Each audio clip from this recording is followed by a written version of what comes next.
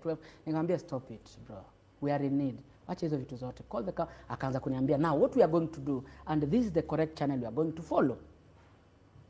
The procurement told me what we can do, we can make a requisition of 10 million or 9 million kidogo kwanza mpate, and then the rest when the exchequer comes, those who understand about hizo mavitu za county, exchequer ikikam labda next month mutafanya nini, mtalipwa.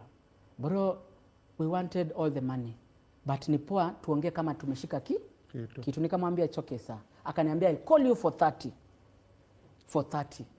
So me instead of going back to Nairobi nikasema si machani home, si madhe yako hapa home, si wache niende hapa kwetu nyumbani nikae tu na madhe kidogo, at least madhe feel niko poa, because madhe ameishi kunipigia every time ananiambia uko sawa, mpaka ikafika mahali madhe ananiambia kama wamekataa kulipa wachaneni nazo, Mungu ata provide.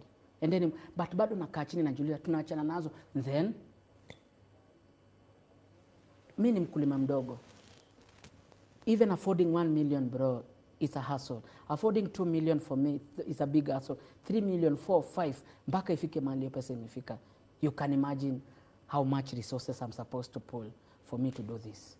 Nikaenda nyumbani for 30, I'm still waiting for the procurement officer to call me and tell me what they agreed. Mind you, this time ameelewa situation yangu yote na akasema nitakupigia. Hata si atutapigia, nitakupigia. Tukwambie what you have agreed. Yeah. Nikamwambia saa mimi nikaenda nyumbani. Kafika for 30 tuko pale na madhe, tumetulia na best yangu nimekuja naye. Tumetulia tunakula kasembe pale.